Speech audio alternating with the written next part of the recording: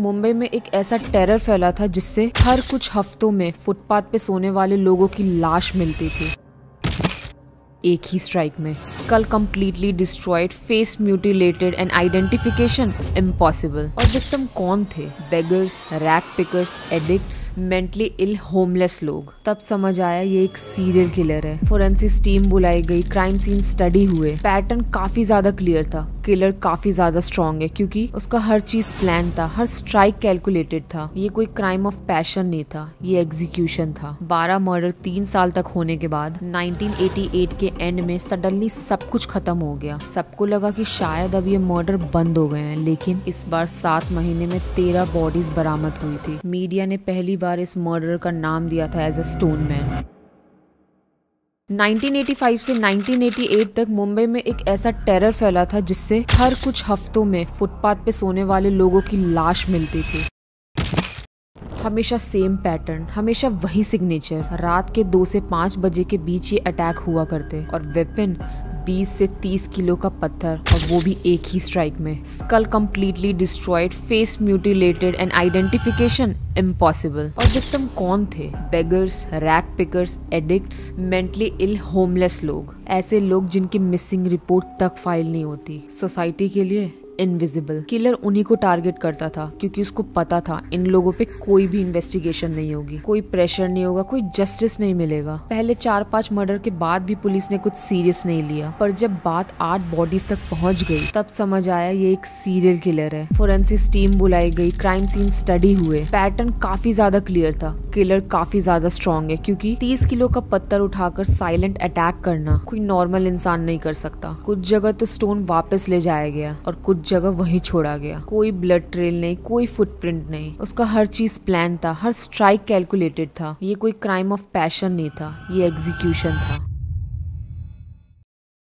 इस टाइम तक Mumbai police pressure में आ गई थी। मीडिया ने हेडलाइंस छापना शुरू कर दिए थे, पेट्रोल्स बढ़ा दी गई थी, अंडरकवर कॉप्स को फुटपाथ पर सुलाया गया एज अ बेट बनाकर। पर किलर हमेशा किसी घोस्ट की तरह आता था। वो कभी पकड़ा नहीं गया, न कभी देखा गया। विटनेसेस 0 थे एंड सीसीटीवी 80s में होते नहीं थे, और इस वजह से भी इन्वेस्टिगेशन काफी लंबी खिंच गई थी। ब्लड सैंपल सिर्फ विक्टिम के पाए गए थे। काफी सस्पेक्ट्स भी पकड़े गए, बट प्रूफ ना होने के कारण सब कुछ छोड़ दिया गया। एक ऐसी थ्योरी भी निकाली गई थी कि किलर खुद होमलेस था, इसलिए फ्रीली मूव करता था कि किसी को शक ना हो, एक शैडो की तरह। दूसरी थ्योरी ये थी कि एक ऑर्गेनाइज्ड गैंग है, शायद कोई कल्ट या इल्लीगल बेटिंग। तीसरी थ्योरी ये थी कि एक मेनियक जो पावरलेस लोगों को मारकर खुद गॉड जैसा फील करना चाहता था। 12 मर्डर 3 साल तक होने के बाद 1988 के एंड में सडनली सब कुछ खत्म हो गया, जैसे किलर हवा में खुद गायब हो गया था। सबको लगा कि शायद अब ये मर्डर बंद हो गए हैं, लेकिन 1989 में ये नाइटमेयर फिर से वापस आ गया। एंड इस बार मुंबई में नहीं बल्कि कोलकाता में हावर ब्रिज के पास, मैदान एरिया, रेलवे लाइन के नीचे। वही पैटर्न, वही brutality, crush skulls and heavy stones. जैसे मुंबई में 12 मर्डर 3 साल में पाए गए थे, इस बार 7 महीने में 13 बॉडीज बरामद हुई थी। मीडिया ने पहली बार इस मर्डर का नाम दिया था एज अ स्टोन मैन, और नाम के साथ शुरू हुआ इंडिया का सबसे बड़ा अर्बन पैनिक। कोलकाता पुलिस ने मुंबई से फाइल्स मंगवाई थी। इसके बाद उन्होंने ज्वाइंट ऑपरेशन भी शुरू किया। काफी सारे साइकोलॉजिस्ट ने किलर प्रोफाइल भी बनाई थी। एक आदमी जो 25 और 40 के बीच की उम्र का है, फिजिकल स्ट्रॉन्ग है, लोनर है और इमोशनल लेस है। इस इन्वेस्टिगेशन के दौरान काफी सारे लोगों को कुछ रूल्स फॉलो करने के लिए दिए गए। लोग ग्रुप्स में सोने लगे, शहर भर में फुटपाथ में शेल्टर बनाए गए, विजिलेंटे ग्रुप्स पेट्रोल करने लगे, और फिर एक दिन सब बंद हो गया। 1989 के एंड में अटैक रुक गए और किलर वापस हवा में गायब हो गया। पहला सवाल सबके मन में यही आता है, क्या ये एक ही किलर था? अगर हाँ, तो मुंबई से कोलकाता कैसे गया? आज तक उसका मोटिव समझ नहीं आया, ना पैसा, ना रिवेंज, ना असॉल्ट। तो फिर मारना क्यों? इसके पीछे काफी रीजन हो सकते हैं, एंगर, इंसैनिटी और थ्रिल।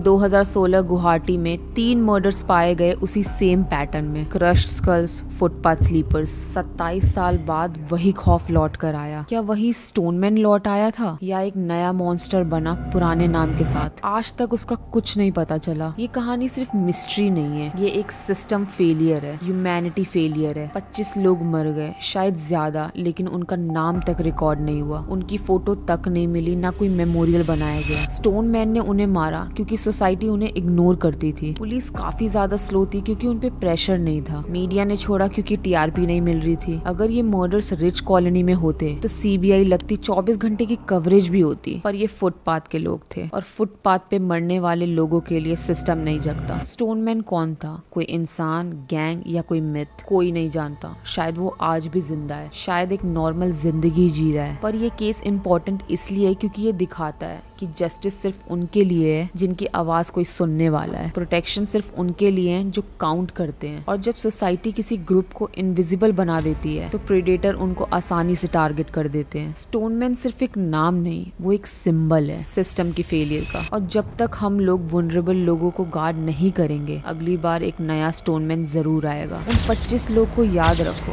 भले उनके नाम रिकॉर्ड ना हो, पर उनकी कहानी सबके लिए एक वार्निंग है।